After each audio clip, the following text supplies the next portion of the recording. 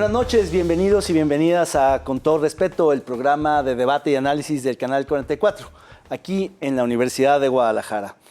Le doy la bienvenida a mis compañeros y compañera. Erika, ¿cómo estás? Bien, muy bien. Buenas noches, bienvenidos y bienvenidas en esta semana en la que estamos de celebración con el 483 aniversario de la ciudad de Guadalajara, ¿no? Bienvenido, Diego. Erika, ¿cómo estás? David, Jaime, muy buenas noches a todos.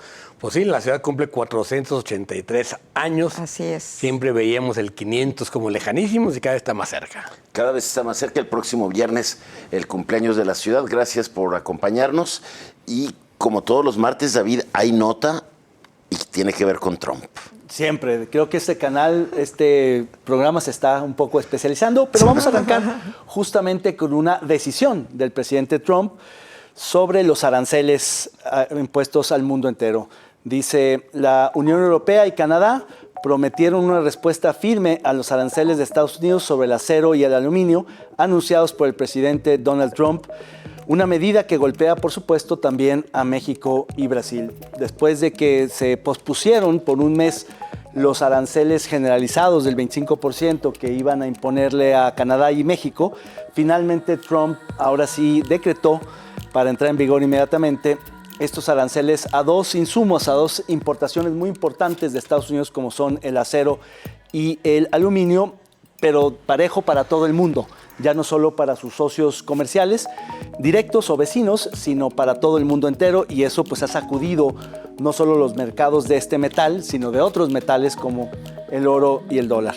¿Qué opinas, Jaime? A ver, la orden ejecutiva, hoy ya que se publica, porque hay que acordarnos que a Trump le preguntan el día que iba al Super Bowl en su avión, donde lo abuchearon, por cierto, y dice, pues a lo mejor mañana pongo el arancel al acero y al aluminio, lo cumple ayer lunes, y hoy la presidenta se espera, creo que maneja otra vez esta misma estrategia que le ha dado resultados, de no engancharse. Hoy incluso ya hasta como que baja el juego y dice, es que no hay que hacerle caso a las declaraciones de Trump, sino esperar lo que publica. Y lo que publica es que entran en vigor hasta el 13 de marzo.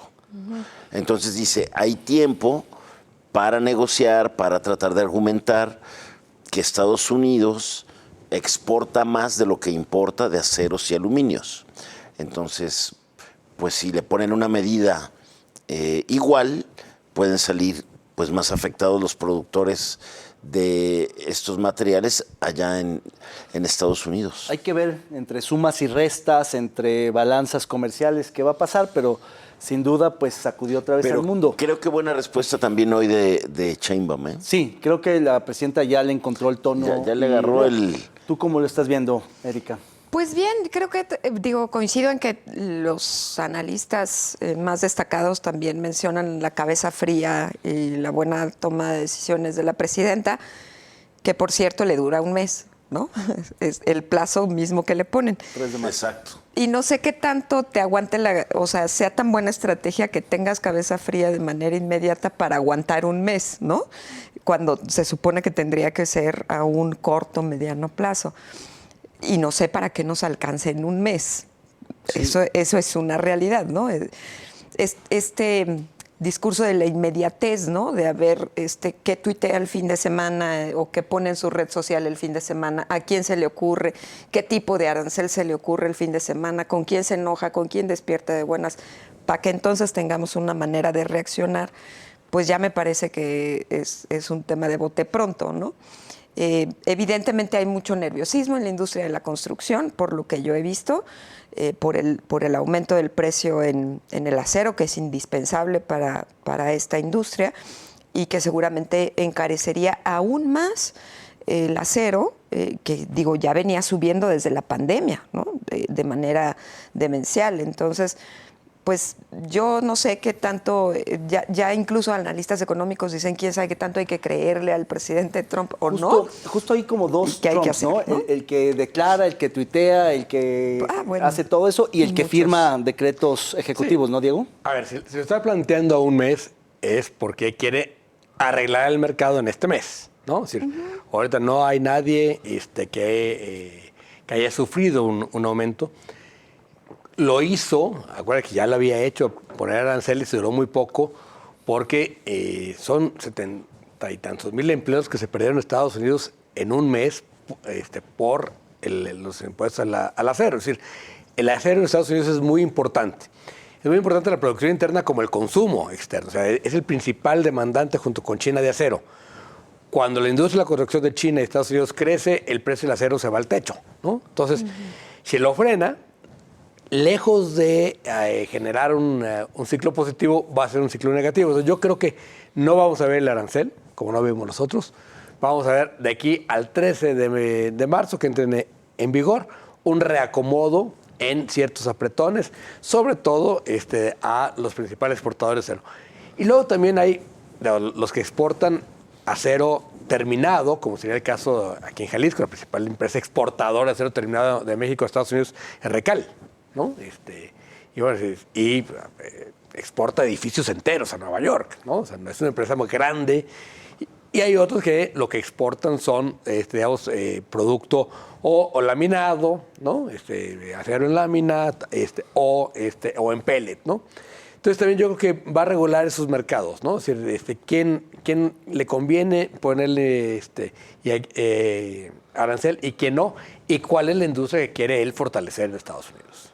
Claro, al final algunos analistas dicen que Trump está dispuesto a pagar un costo social por desempleo, por cierre de empresas, muy alto a cambio de ganar un poco la narrativa y esta idea de la autosuficiencia y de poder otra vez atraer inversiones y empresas que durante estos años se han ido. Entonces, efectivamente, el cálculo tiene que ver mucho con empresas más que con industrias y con favoritos y preelectos más que con gremios en general o en anónimos. Es decir, está buscando construir sus alianzas políticas también a partir de política arancelaria o comercial.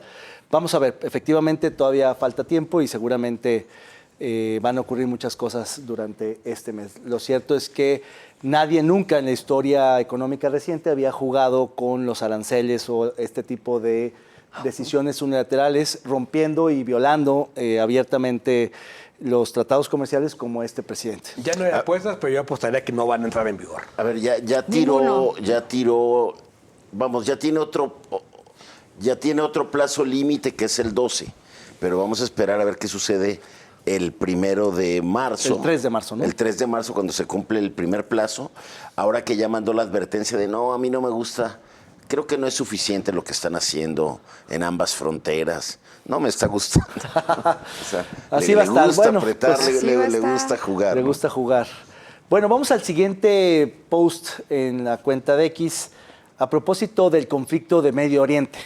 Dice este tuit: el cese al fuego entre Israel y Hamás en Gaza pende de un hilo después de que el movimiento islamista palestino advirtiera que las amenazas del presidente estadounidense Donald Trump complican aún más las cosas para la tregua en territorio.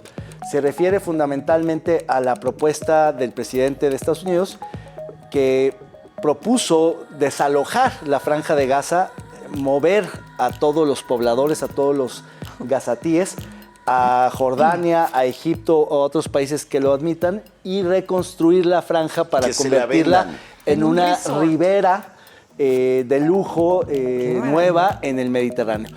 Realmente es una propuesta muy osada, muy descabellada, pero la ha repetido en distintas ocasiones, Diego. Sí, no, pero es como invitan a un mediador para establecer los límites de una casa y dice, ok, me voy a quedar yo con ella, ¿no? Claro. Y ustedes se van, yo me voy a quedar. Sí, claro. No, me parece también que son de esas propuestas totalmente descabelladas de Trump que no hacen sino cambiar el juego, ¿no? Es decir, lo que hace es cambiar el juego que está ahí.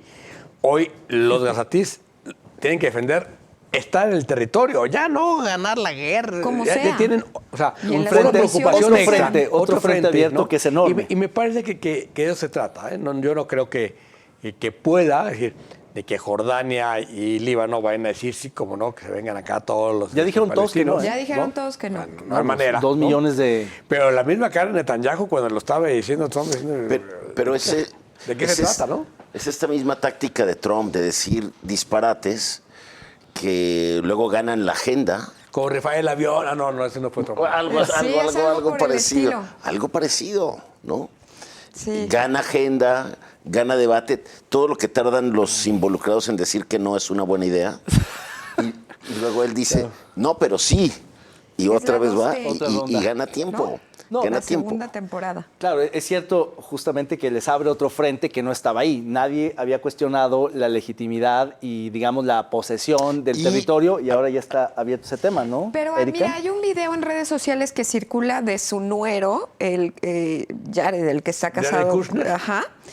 De hace 3 años, más o menos, en donde habla precisamente de la misma idea, de construir un resort, ¿no? Tiene 2 años el video, estaba dando una conferencia en una universidad, y de que sería una gran inversión hacer ahí un complejo turístico y no sé cuánta cosa. Entonces, tampoco es algo que se le haya ocurrido nada más cuando llegó Netanyahu, ¿no? O sea, tienen masticando la idea de cómo meter ruido y cómo, perdón por mi palabra, pero cómo joder al de enfrente, ¿no? Para que entonces tenga yo todos los frentes abiertos posibles. El ver padre cómo de lo Trump fue de resuelve. los fundadores de Atlantic City, ¿no? Sí. O sea, Entonces él mencionaba algo así, ¿no? Como un centro de apuestas. Y entonces dice, pues hay tanto edificio derrumbado que pues nomás lo hago a un lado, ¿no? Y A ver, ya con eso. pero eso es lo más Una triste de todo. ridiculez. Trivializa A una un drama civilización. humano terrible, porque quienes están regresando encuentran en ruinas sus hogares, unos viven en casa de campaña con sus familias, no tienen agua. No, O sea, no. es terrible lo que se está No, viviendo es una ahí. tragedia humanitaria En espantosa. una crisis humanitaria que la trivializa diciendo que quiere comprar. estamos hablando del resort. Sí, ¿no? es la banalidad abierta, ¿no? Pero justamente ponen de rodillas a Hamas porque no solamente todavía no se cumple el intercambio de rehenes completo, sino que se ha condicionado mucho la ayuda humanitaria. Entonces están viviendo una tragedia total de alimentos, de líquido, de alojamiento, de medicinas. Terrible. Algo que ya no está cubriendo el mundo, ya se normalizó mucho eso y efectivamente les abren una O sea, discusión llegan completamente a sus comunidades distinta. donde ya ni siquiera hay calles. ¿No? No, pues no hay nada. Está Terrible, No hay destruido. nada. terrible situación. En fin, vamos a seguir hablando de los conflictos bélicos en el Medio Oriente, en Ucrania, pero ahorita vamos a un corte y volvemos. Seguimos con todo respeto. No le cambie.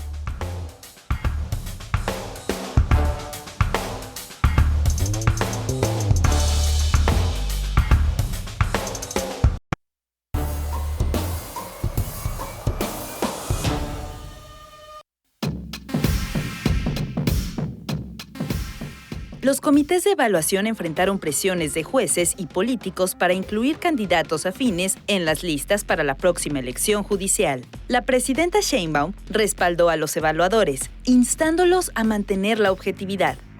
El proceso ha generado críticas de la oposición y de aspirantes excluidos, mientras los candidatos se preparan para iniciar sus campañas. Gracias por continuar con nosotros aquí en Con Todo Respeto. Y bueno, se siguen acumulando episodios que siguen también degradando la calidad de esta reforma judicial que se pensó para limpiar un poder judicial corrupto, pero que ahora pues estamos en el riesgo de que nazca otro que sea peor al que tenemos, doctora. Peor, pero yo creo que 3,000 veces, ¿no? Mira, yo creo que sí, ayer escuchaba, bueno, durante toda la semana a varias periodistas, o los leía también. Fue un error terrible de la Suprema Corte no mandar una lista que fuera medianamente salvable, ¿no? Error político, estratégico y de todo tipo, porque me parece que las personas que hubiese mandado como aspirantes habrían tenido otro tipo de perfil. Como que perdieron por default, ¿no? Pues Exacto, sí, ahora no se presentaron. Ahora dicen que van a declarar la ilegalidad de todo el proceso, muy a sabiendas de que no lo van a lograr y de que van a tener todavía más aberración por parte de la presidenta y del Poder Legislativo, ¿no? Entonces, cualquier cosa que haga ya el Poder Judicial y su presidenta Norma Piña, pues ya es insalvable, indefendible, digámoslo así. Entonces, su primer error. Segundo, sin duda fue una tarea titánica la revisión de, hasta donde entiendo, eran 50,000 personas que se habían inscrito hasta noviembre del año pasado. Y creo que 4 o 5 personas que conformaban los comités no hubieran podido evaluar y mucho menos pasar a un proceso de entrevista que fuera medianamente correcto, ¿no? Y eso complica todavía más las cosas. Por eso, pues lo hacen más o menos bien en el Poder Ejecutivo, pésimamente en el Poder Legislativo, ¿no? En donde dicen, no, pues ya, aquí saquen las bolitas y a ver qué es lo que hacemos, ¿no? Será complejísimo identificar cuáles son los perfiles de esas 6 boletas que te van a dar y de ese listado de no sé cuántas personas que te van a dar, quiénes valen la pena, quiénes merecen la pena. Muy complejo también la forma en la que podrán hacer o no campaña. Y la verdad es que hoy en la mañana veía un TikTok de Saldívar, de Arturo Saldívar. Ya ves que le encanta difundir comunicados en TikTok. Y decía que alguien del PAN lo había injuriado y no lo iba a permitir, que porque... Schwartz, ¿no? Schwartz, ¿no? Que lo siempre había eliminaron a él, querido no lo ser dejaron ministro. llegar Bueno, a la elección de ministros. N cantidad de cosas que han estado ocurriendo. Me parece que esa elección de suyo, el 1 de junio, es insalvable por donde la ves. Y viene otro episodio al que ya otra vez el Tribunal Electoral y estos 3 votos seguros de la 4T ahí, que le piden a unos ministros no entrarle a la discusión de la validez de la reforma. Que es absurdo sensacional. Es absurdo, Sí, es claro. absurdo. Yo lo que creo que está... O sea, ese ya es como el último clavo al ataúd. Yo Pues lo que pueden creo que tener está más. sucediendo es que, por un lado, hay un problema de diseño y de argumentación de la reforma y de la elección, en donde ya se rompieron las jerarquías y los límites y ya no se sabe quién desacata a quién y es un desorden. El siguiente problema, la siguiente dimensión del problema va a ser la operativa y logística cuando suceda la elección, que va a ser un desastre. Frente a esas 2 dimensiones de diseño y de ejecución que son pésimos y que vamos hacia un desfiladero, hay, digamos, un dilema para los opositores y los críticos de si validan, si legitiman, si participan o no en esta elección. Y es el caso de un Gil Swart, que lo barrieron, o del Comité de Evaluación de los juristas de los más notables de este país que decidieron renunciar, o de los ministros de la Corte que se equivocaron también en no participar, y de muchos otros interesados, aspirantes, que todavía no saben bien si le van a entrar o no. Porque lo que está pasando, y lo ilustro con el caso de Gil Swart, es que cuando él se postula, su argumento es: si ya va a haber elecciones, si es un hecho que vamos a las urnas, pues compitamos y tratemos de ganar. Lo cual es un argumento para él legítimo y para otros, digamos, engañoso. Pero él se la jugó y al final lo sacaron a la mala. Al final están sacando a la mala a muchos. Al final la tómbola está manipulada. Al final todo este montaje, esta simulación, es para que queden solo los afines al oficialismo. Entonces, como van por todas las canicas, parecería que participar en cualquiera de sus modalidades, seas candidato, vayas a votar, seas observador, seas opinador, es engordarles el caldo de un atasque que se están metiendo para quedarse con el Poder Judicial completito. Esa es la manera en que yo lo estoy viendo. Pues si uno ve los insaculados, ¿no? Los que sacan de la tómbola, curiosamente son muchos del equipo de Saldívar, por ejemplo. No, claro. Estadísticamente es como ganarse la lotería. Sí. Haber sacado 5 colaboradores y la lotería era más fácil la lotería. Pues sí. Pero, a ver, ¿habrán calentado las pelotitas? Sí, porque claro. A ver, la que estaba más caliente era esa. Es que Noroña es clarividente. Pero mira, ya hemos dicho, todo lo que pensamos que iba a salir mal está saliendo peor, ¿no? Es una elección donde la verdad es que incluso va a ser la primera elección organizada por el INE donde no se van a contar las botas en la urna, porque sí, claro. no hay manera que los ciudadanos cuenten eso, ¿no? Claro. Entonces se van a ir a los comités distritales donde la verdad es que ya de sí la elección no es confiable. Pues sí. No vamos a tener resultados de tu casilla ese día, ¿no? Independientemente, yo creo que nadie sabe por quién va a votar. La gente va a llegar con sus papelitos, con los números que le dijeron que tenía que votar, y llenarla va a ser un desastre, van a durar horas. Me parece que todo va a salir tan mal que la legitimidad misma del Poder Judicial va a quedar en entredicho, ¿no? Sí, yo creo que ahí sí corremos ese riesgo, no solo de elegir algo peor, ¿no? Como aquel señor que llegó al registro civil, se llamaba Juan Caca y se puso Pedro Caca, ¿no? Vamos a ver la misma porquería de Poder Judicial, pero con otros nombres, ¿no? Y con nuevos padrinos políticos mucho más empoderados en este momento. Es decir, van a ser Saldívar, va a ser Sí. Monreal, va a ser Adán Augusto, Olga ¿no? Sánchez. Sí. Luego, hay Bejarano. elecciones Los Bejarano. que son nacionales, que solo se van a votar en 3 distritos de la Ciudad de México, ¿no? Y van a tener jurisdicción nacional, ¿no? Es que el problema fue que el INE pensó que era buena idea que los 32 circuitos judiciales se volvieran como distritos electorales. Entonces, hay 32 como distritaciones, ¿no? Porque pensaron que era buena idea, porque además era lo menos complejo, y se les vuelve todavía más difícil de Claro, operacionalizar. es que hay un ¿no? un problema de diseño gravísimo. Por eso. Concentran en ciertas entidades, en ciertos distritos, la elección de jueces o juzgadores que tienen jurisdicción nacional. Sí. Así Entonces, es, la Ciudad de así México, Nuevo León y Jalisco van a elegir más o menos al 40% de jueces que van a tener jurisdicción en todo el país. Entonces, es una cosa mal diseñada, mal conceptualizada y mucho peor operativizada y ejecutada. Y que esos Entonces, son los que conocen de los asuntos nacionales. Sí. O sea, no es cosa menor, ¿sabes? Y faltan 16 elecciones estatales. No, bueno, donde Y luego todavía decir que yo creo que anda con una soberbia espantosa al Tribunal Electoral, ¿no? Ah, decir, sí. no, como ellos han estado en contra, entonces que no... O sea, los que ellos opinen, ya marcharon, ya... están en contra de la reforma, entonces no pueden opinar. Oye, no. O sea, estamos... Los principios de la democracia más básicos Significan lo están tirando a la basura, ¿no? Es, Lo están claro, cancelando. y es contravenir, contrastar, discutir, dialogar, o sea, Por eso ¿dónde quedó eso? Por eso la pregunta importante para todos los que son observadores, electores, incluso participantes, candidatos, que vayan a participar en campañas, coordinadores y demás, la pregunta es si vale la pena entrarle o no, o mejor de plano hacerle vacío. ¿Ustedes ya decidieron qué hacer? Yo todavía no, pero la verdad Bueno, es pues que... es que no tenemos la... Yo por pura, No tenemos por una idea pura clara de lo curiosidad, que va a pasar. por pura curiosidad antropológica y política, me gustaría ir a la casilla a ver de qué se trata eso. Pero el riesgo es engordar el caldo y aparecer como elector de una elección No fraudulenta. vas a aparecer, pero tú, o sea, es que yo no le veo ningún sentido de abstenerse, pero tampoco le veo ningún sentido de votar. Bueno, lo que pasa es que... ¿Voto nulo? A ver, bueno, podría pensar en anular algunas, pero a mí sí me gustaría ir a votar por una persona que yo conozco, que se inscribió, que es una... ¿Y sí llegó? ¿Y sí va a estar en la boleta?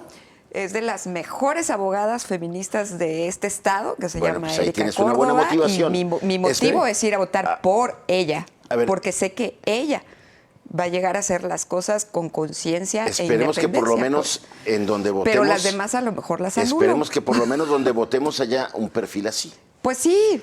Y que conozcamos. porque Pues digo, sí, claro.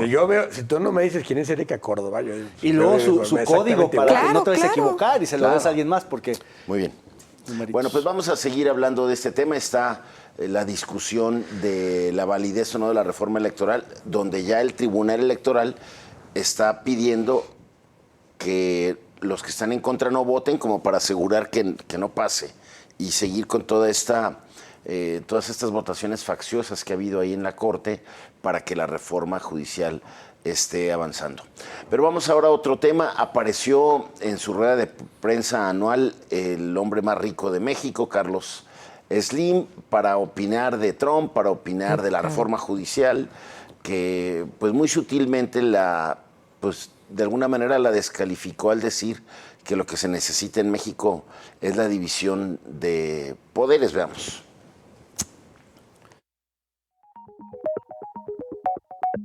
Yo creo que esos premios Nobel y esos estudiosos de la economía y de la empresa, pues nunca han hecho empresa. Como decía Lorenzo Cerviti, nunca han pagado una nómina. Sí, pero... Déjame seguir.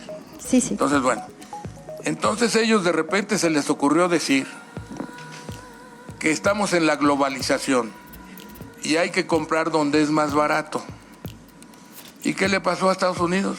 Pues que dejó de tener coproducción de bienes y está pasando un momento en que viene un cambio de fondo porque no es posible que haya dependencias así de simplistas, y esos son los premios Nobel. Si eso es malo, pues entonces no sé, si eso piensan los premios Nobel, son unos estúpidos.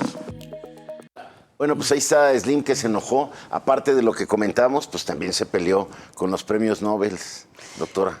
Bueno, ese señor cada año nos da una cátedra de qué no decir en estos tiempos en donde estamos discutiendo muchas cosas que cambiarían el sistema completo, ¿no? Si discutimos sobre los cuidados a nivel internacional, Oxfam ha dicho que tenemos que ir por la reducción de la jornada laboral. Él ha dicho no, porque bola de flojos. Oxfam ha dicho se tienen que tributar las herencias. Él ayer dijo, yo jamás voy a regalar un peso de mi dinero ni de mi herencia. Oxfam ha dicho, y lo dijo en Davos, no en cualquier foro y en todos sus estudios, tiene que haber reformas fiscales progresivas. Él ayer dijo, eso es la estupidez más clara del planeta. Entonces, no entiendo qué está haciendo ese señor en este mundo y en este país. Dinero a costa nuestra. Dinero a costa de todos y quejándose de que las plataformas usan su red de Telcel sin pagarle un centavo. Y lo que dijo de la estupidez de los premios Nobel, lo dijo respecto a que escribieron un capítulo. El capitalismo de cuates lo ejemplificaban con cómo Slim se había quedado con Telmex. Exacto. Sin ser ni la mejor oferta ni el mejor operador. Con toda la ayuda del presidente en turno, que era Carlos Salinas. Entonces dijo, ellos lo ejemplificaron como él es el capitalismo de cuates. Y por eso se enojó tanto, por eso se les fue con todo. Vive y le ha generado últimamente muchísimas Nada hay mejor que el sexo, excepto el monopolio. Exacto. Bueno, con esa profunda reflexión de Diego nos vamos a la pausa. Es breve, regresamos aquí en Con Todo Respeto.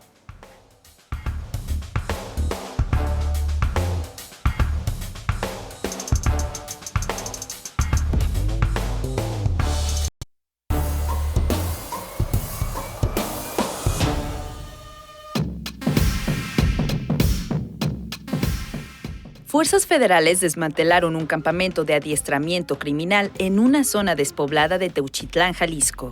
Durante el operativo, fueron liberadas 37 personas presuntamente bajo el mandato de un grupo delictivo que opera en la región Valles de Jalisco. En el lugar, se aseguraron 1,818 cartuchos, cargadores, 4 equipos de radiocomunicación, equipo táctico y precursores químicos. Este hallazgo fue resultado de un operativo conjunto entre la Secretaría de Seguridad y Protección Ciudadana, el Ejército Mexicano, la Guardia Nacional y la Fiscalía General de la República. Impresionantes hallazgos de la policía, de la Guardia Nacional. Es como una cárcel, como un campo de concentración donde casi 40 muchachos estaban secuestrados, estaban obligados a formar parte de estos cárteles de la delincuencia sin poder escapar, seguramente algunos ahí ejecutados, finados, y por fin liberan una cosa que es impresionante que pueda ocurrir en estos días, ¿no, Jaime? Así es, y quedan muchas dudas a pesar de la versión oficial que han dado, sobre todo autoridades estatales, porque no hay una autoridad federal que fueron los encargados de descubrir ese lugar. La Guardia Nacional, los soldados, la Marina, la Fiscalía General de la República, según eso, en ese operativo encuentran a 36 hombres y 2 mujeres en esta casa que está aislada, en una zona aislada del municipio de Teuchitlán, donde dicen era un centro de reclutamiento criminal, y luego nos dicen, ya liberamos a 37, solo quedó uno detenido porque tenía armas.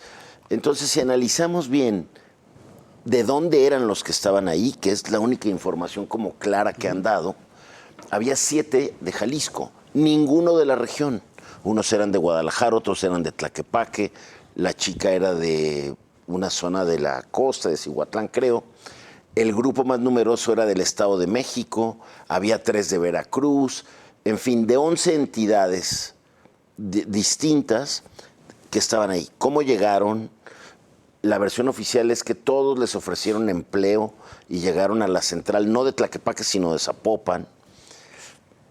Pero no dicen más. O sea, ¿cómo hay 36 inocentes? ¿Cómo estaban ahí todos forzados? Solamente uno cuidaba a los 36.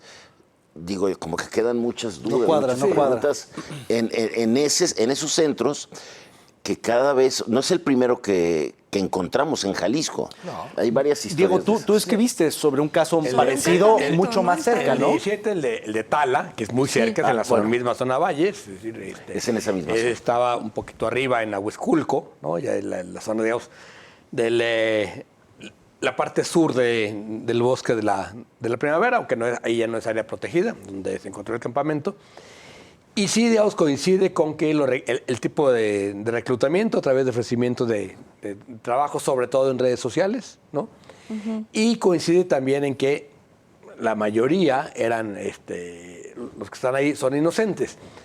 ¿Qué pasa con el resto? Pues, ellos se van y los dejan ahí. Es decir, una vez que los descubren, no hay manera de que se lleven al grupo, ¿no? Los abandonan. Pero les pasan el se pitazo van. y huyen a tiempo. Sí. Claro. No, pero, a ver, es que como están los halcones, en cuanto ven que viene el operativo, ¿sí? O sea, hubo otro similar en Zacatecas, ¿no? Se puede encontrar gente de Lagos, otro en Puerto Vallarta. Es decir, sí es una forma de reclutamiento, digamos, de leva, ¿no? Muy común, para alimentar los ejércitos que necesita el crimen organizado. ¿Cuántos gente trabaja en el crimen organizado? Por ahí hicieron un cálculo que eran como 500,000, 500,000, ¿no? En todo el país. Hombre, ¿cómo lo reclutas? ¿No? Ese es el gran tema y me parece que sí, muy bien por las fuerzas federales, pero muy mal de que no haya información, digamos, que se pueda digerir para entender qué está pasando. Y ¿no? que se sume la inteligencia. ¿Qué sacamos de esas declaraciones? Ya están sueltos todos. Bueno, ¿y qué te dejaron? ¿Cómo lo reclutaron? ¿Dónde está el jefe de esa célula que tenía esa casa? ¿No? Eso es lo que no se sabe y no avanzamos.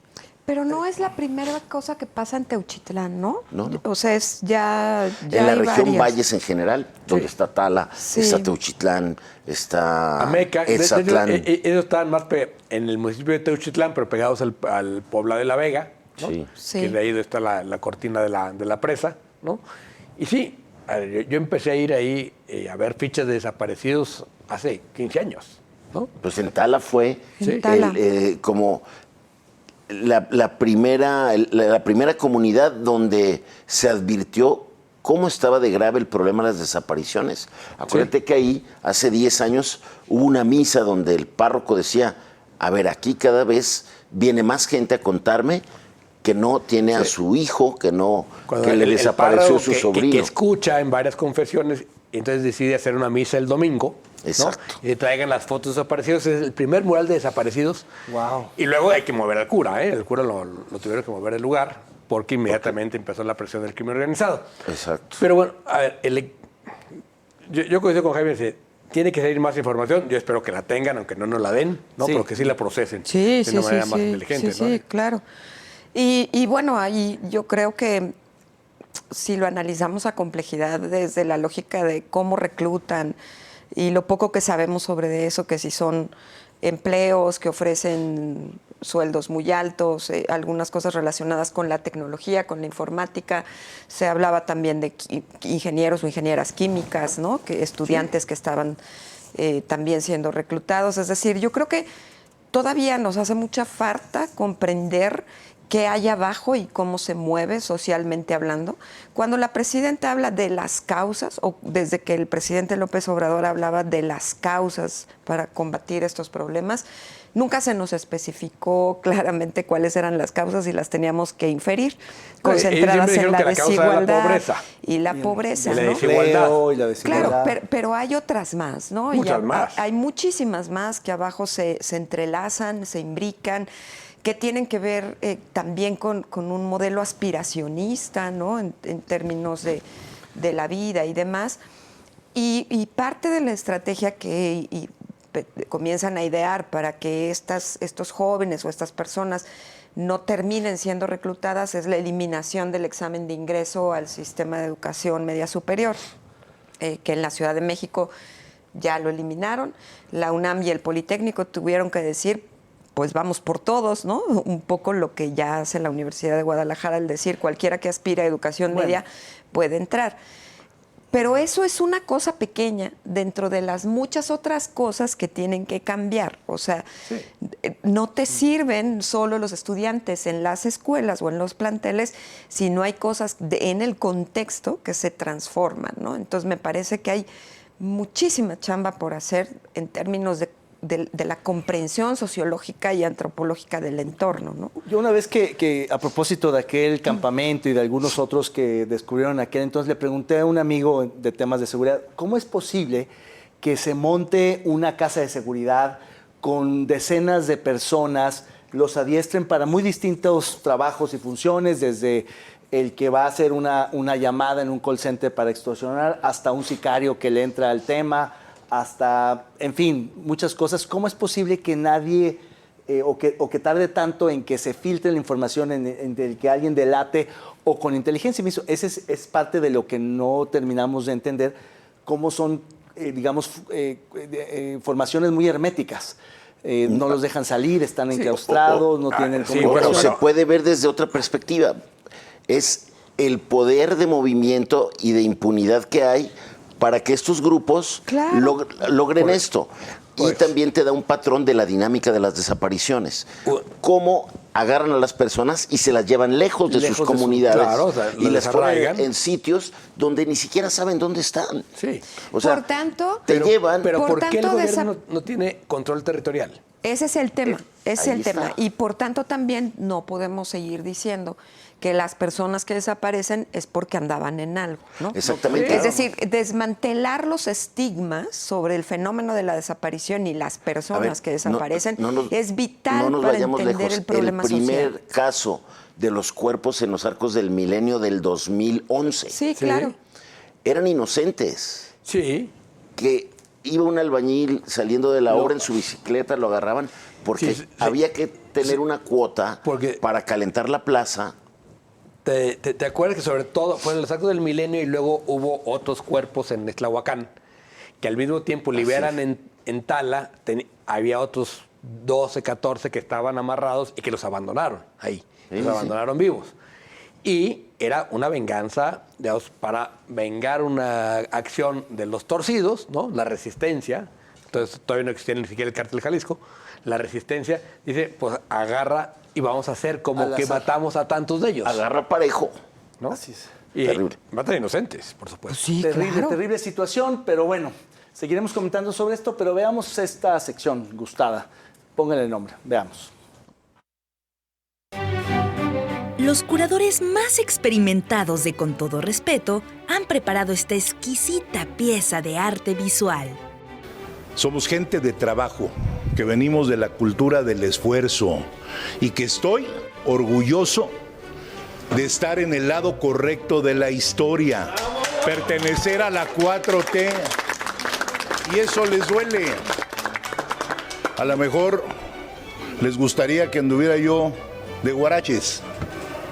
Yo creo que todos los trabajadores que represento en el país, que están muy contentos conmigo, por eso me acaban de reelegir nuevamente, nunca han señalado que, como muchos otros dirigentes de las viejas guardias sindicales, he abusado de sus cuotas. Usted, póngale el nombre. Pues ahí tiene usted a este diputado. Yo le diría, el que la hace es Pedro. No, es el Fidel Velázquez de la 4T. O sea, no hay más. Híjole, muy duro, ¿no? Pero las haces de heces. Sí, qué horror. Las heces de haces. Las heces de haces. ¿Eres corrupto o te haces? Sí, pero aparte qué grosero el señor, ¿no? Porque alguien le preguntaba por su licencia que había pedido para ir al Y ve Super lo que Bowl. dijo, acabó ofendiendo, y ofendió al campesinado periodista. mexicano y demás. Sí. No, Vamos a tener bueno. que ir a un corte y volvemos al último segmento. No le cambie, estamos en Con Todo Respeto. Es una joya.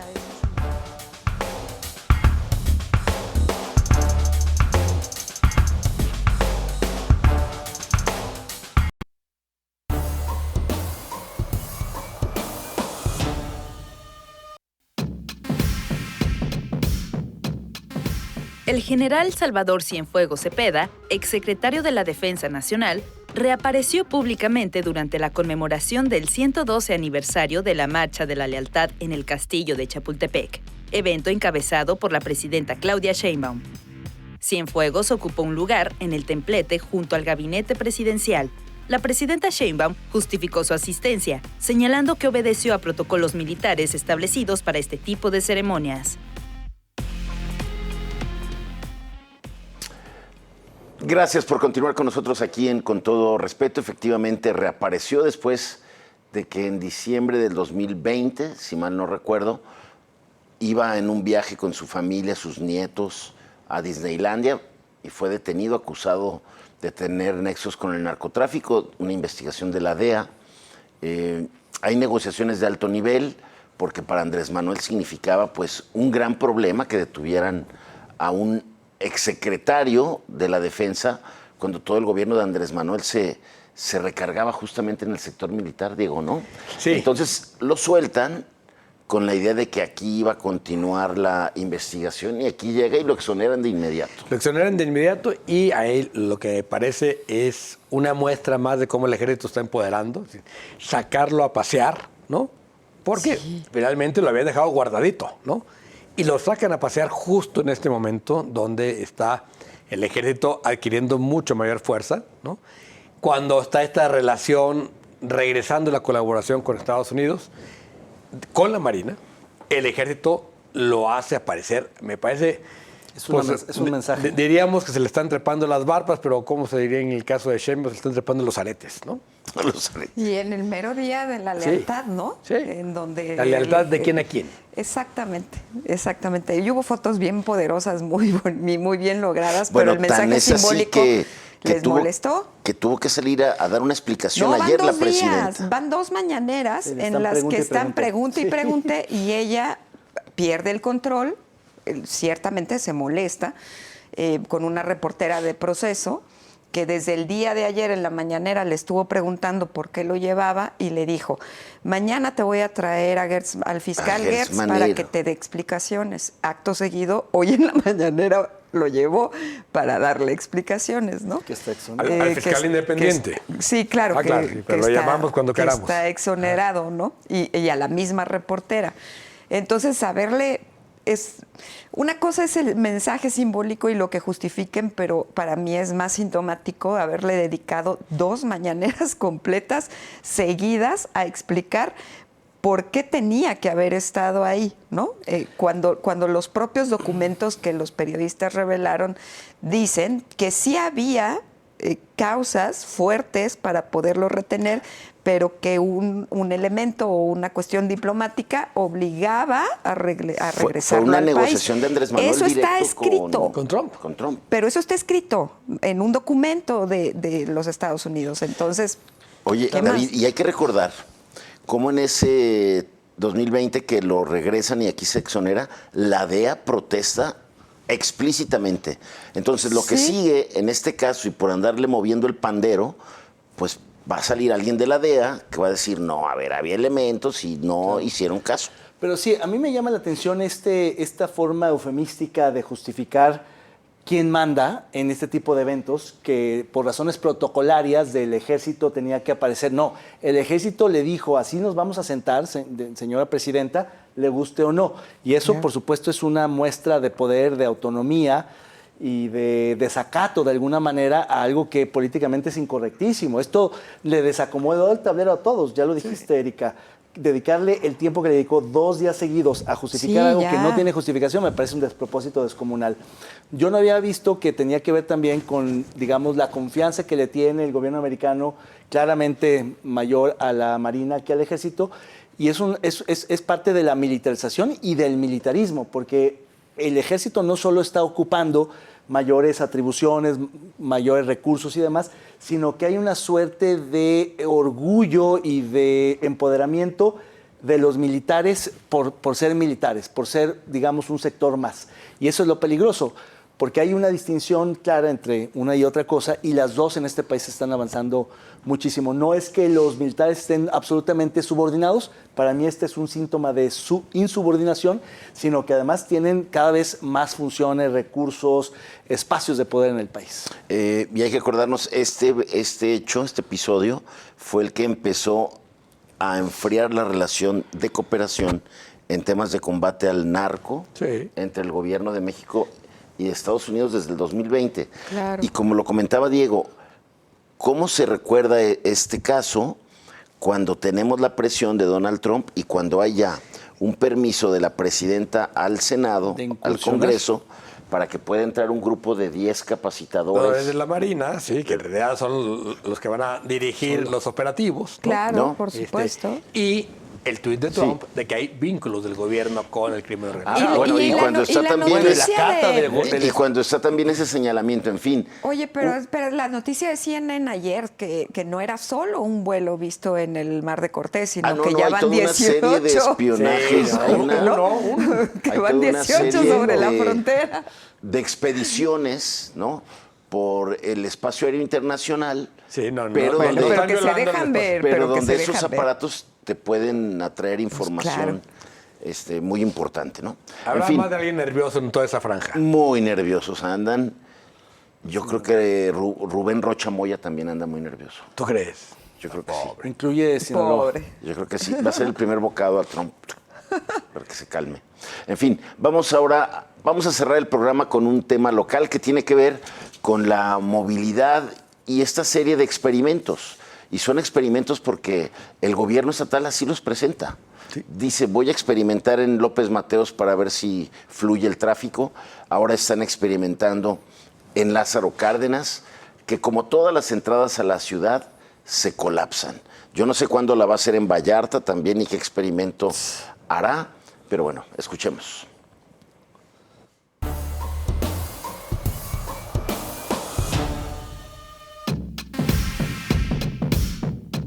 La Policía Vial implementó un operativo para mejorar la circulación en la calzada Lázaro Cárdenas.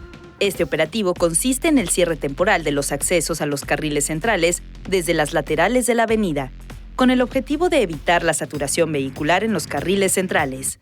El tramo comprendido es desde la zona de El Álamo y hasta los Arcos del Milenio. Los cierres se realizan en 2 turnos, de 6 a 9 horas y de 17 a 21 horas, de lunes a sábado. Durante estos horarios, los conductores deberán utilizar rutas alternas para acceder a los carriles centrales. Diego, ¿cómo lo has visto? A ver, uno, me parece muy bien que estén haciendo algo, ¿no? Bueno. Es decir, después del abandono de 6 años, no solo a la policía vial, sino al tema vial del gobierno ¿Y anterior. dónde estarían todos esos policías viales? Que no vimos en Yo 6 vemos años. a todos en la Escoltas, calle así. choferes, ¿Dónde andaban y qué andaban guardos. haciendo? Algunos reclutando gente para MC, no sé. Pero bueno, el caso es que me parece muy bien que estén ya de regreso la preocupación vial, ¿no? Creo que hoy reportaban buenos resultados, Me vamos a ver parece si que es es cierto, balance. ¿no? Y lo cierto es que hay que encontrar soluciones que no signifiquen obra pública, ¿no? Que no signifiquen grandes puentes Segundo piso. para resolver el problema vial. Y también nos reportaron qué pasó sobre la avenida, hay que ver qué pasó en los alrededores. Sí. Exacto, A ver, exacto. yo lo que creo también es que este tipo de experimentos de política urbana son mucho más económicos que cuando construyen algo y luego se equivocan, pero sobre todo son muy flexibles, muy dinámicos, muy ajustables. Es decir, si no funciona bien, le buscas por otro lado. Claro, hay que analizar no solo el lugar de intervención, sino los impactos o las externalidades de la intervención. Pero eso puede Oye, irse ahora, ajustando, ¿no? ahora se ve un funcionario, un comisario vial, que está ahí chambeando todas en la las calle. mañanas. Claro. Está chambeando todas las mañanas. Y la verdad es que eso es una buena noticia. Y ruegan porque no se vaya, ¿no? Exacto, porque dijeron Que tenía ya una andaba buscando invitación. chamba, ya Y se le hacía una muy de las pesado. cosas que siguen pendientes, en mi opinión, de este tipo de operativos es, digamos, los cuerpos de reacción rápido que deben de mover los coches que tienen un percance menor o el famoso choque laminero. Sí. Porque eso sigue atorando el tráfico enormemente. Parecería que todavía las aseguradoras insisten en que los coches no se muevan porque ves a los ajustadores deteniendo el tráfico en pleno López Mateos o en Lázaro Cárdenas o en estas grandes vialidades. Entonces, yo creo que falta ahí algo que no se ha logrado por razones de las aseguradoras. Pero con lo que tiene que ver con el control vial y de tránsito, creo que esto nos va a permitir entender qué tenemos que hacer ya de modo con varillas y cemento, si es que hay que adecuar eso. Pero por lo pronto esto nos permite saber cómo están los flujos de la ciudad. Incluso ayuda a buscar otras formas de movilidad, doctora, como tú lo estás haciendo. Sí, pero mira, con eso de que yo a favor de que hagan algo y de que experimenten, ¿no? O sea, la palabra no me parece mala en tanto no toman una decisión sólida. Pero también escuché que decían, estamos viendo si peatonalizamos toda Avenida México, ¿no?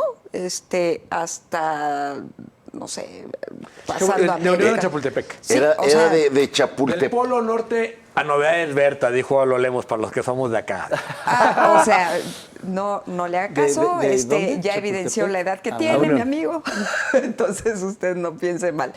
Pero, a ver, es que este tipo de cosas, ¿cuánto tiempo las van a hacer? ¿Y en cuánto tiempo plantean una solución O sea, ¿en cuánto posterior? tiempo sacan No. conclusiones? Es Mira, que a mí eso me parece importante para entrar a una discusión En distinta. todo el mundo hay carriles móviles, ¿no? Claro, claro. Que yo creo que es a donde tenemos que ir. Contraflujos ¿no? y Contraflujos. alternativas. Y necesitas que haya gente operando el tráfico, ¿no? Claro. Y yo creo que esa es la gran diferencia. Ahora ¿no? están los guardianes del tráfico, Sí. que son una suerte de policías auxiliares A entre ver, voluntarios y demás, que eso que yo están creo, complementando a la que policía. Eso yo creo que es meter al ayuntamiento algo que no le toca y No, es... No, el El tránsito 115 es lo dice 115 claro, es constitucional. Pero si existe una comisaría vial. No, Sí, no, sí, pero es una pero atribución la policía. constitucional. Una cosa es la policía vial, que por estar armada tuvo que irse a la Secretaría de Seguridad, y otra cosa es de que la vialidad Sí, le corresponde la al municipio. competencia de tránsito una es competencia municipal. municipal. Pero en Jalisco, todos los municipios se le habían dado Ah, sí, claro. Al Departamento de Tránsito. al Departamento de Tránsito. Luego Secretaría de Vialidad, luego Alfaro desaparece la Secretaría de Vialidad y la deja volando, y me parece que se está recuperando bien. Ahora, la otra cosa que yo creo que está divertida y que está bien es, vamos empezando a probarlo en la realidad, porque finalmente hay muchos programas que te modulan este tipo de cosas. Pero, por ejemplo, en Lázaro Cárdenas es muy difícil calcular cómo se frena el tránsito por las subidas y bajadas. Sí. Basta un coche un poquito viejo que no Cascabelé, puede no subir. suba. que cascabelé ¿no? y una Y tiene torón. que cambiar de velocidad para subir esa subida. Y ya te pegó. 10 coches atrás Es es parada alto total, total. ¿no? Entonces, ese tipo de cosas solo viéndolas, ¿no? Claro. Y yo creo que es lo que van a tratar de Bueno, pues vamos a ver cómo continúa. Va a cumplir, tiene 2 días. 2 días. Vamos a ver el próximo martes qué conclusiones han sacado de la primera semana de este experimento en Lázaro Cárdenas. Por lo pronto, les agradecemos habernos acompañado en esta emisión de Con Todo Respeto. Les deseamos que tengan una excelente semana y nos vemos aquí el próximo martes. Pásenla muy bien. Buena semana.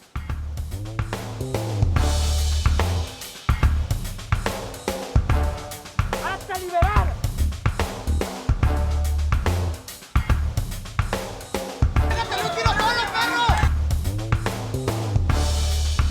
We need strong borders,